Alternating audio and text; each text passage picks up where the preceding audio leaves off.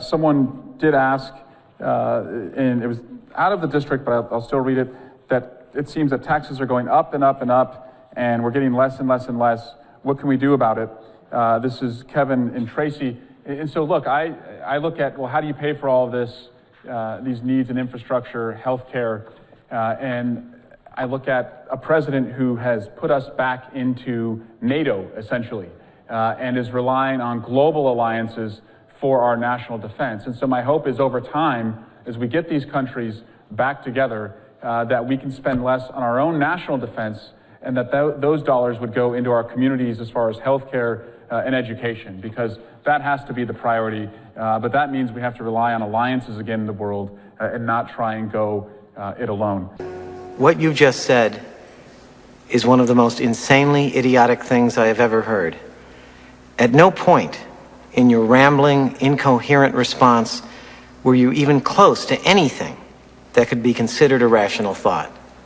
Everyone in this room is now dumber for having listened to it. You're a member of the judiciary. Do you believe the president right now has been an agent of the Russians? Yes, I think there's more evidence than he is.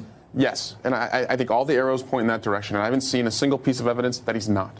Lawrence, Donald Trump is a legal terrorist. It's an abuse of power to remove an ambassador for political reasons because you don't like what they're doing, period. What many of these states are doing with their 6-week bans.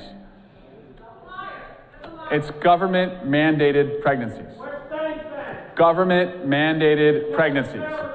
We are against government-mandated pregnancies. Overwhelmingly, Americans want women to be able to do and make these decisions for themselves. So I'm for women and their freedom, and I think that's where we're ultimately going to end up.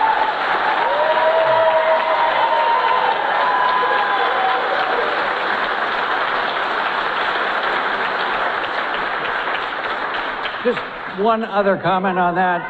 Come on. Let's be respectful.